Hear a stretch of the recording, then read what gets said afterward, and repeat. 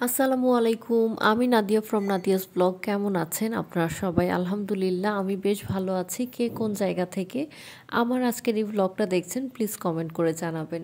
কিছুদিন আগে আমি ঘুরতে গিয়েছিলাম গ্রামের বাড়ি পার্কে। এটা কোনো পার্কও না বা এটা কারো গ্রামের বাড়িও না, এটা হচ্ছে একটা রিসোর্টের নামটা হচ্ছে গ্রামের বাড়ি।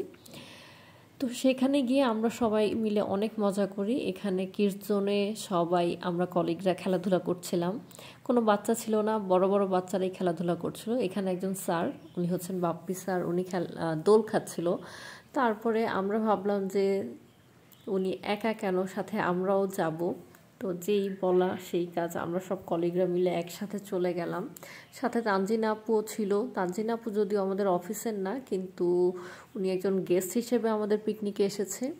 দিনটা বেশ ভালো কেটেছে, জায়গাটা খুব সুন্দর, ওভারঅল আমার কাছে ভালো লেগেছে। আর এই দোলনায় দোল খাওয়াটা খুবই মজার ছিল। গ্রামের বাড়ি পার্কের ফুল ভিডিওটা আমি কিছুদিন আগে শেয়ার করেছি, ডিসক্রিপশন বক্সে আমি লিঙ্কটা দিয়ে দিব, যারা যারা যাবেন অবশ্যই দেখে নেবেন। তারপর হচ্ছে এখানে একটা স্লাইডার ছিল, এই বাচ্চাটা এখানে খেলাধুলা করছিল, তো ওরও একটু ভিডিও নিলাম। এই বাচ্চাটাকে যদিও আমি চিনি না, তারপর বেশ কিউট মাশাআল্লাহ। আর এই রিসোর্টটাতে জায়গায় জায়গায় অনেক দোলনা আছে, এই জিনিসটা খুব ভালো লেগেছে এবং ছবিগুলো খুব এস্থেটিক আসে যখন নাকি দোলনার সাথে ছবিগুলো নিয়েছিলাম আমরা।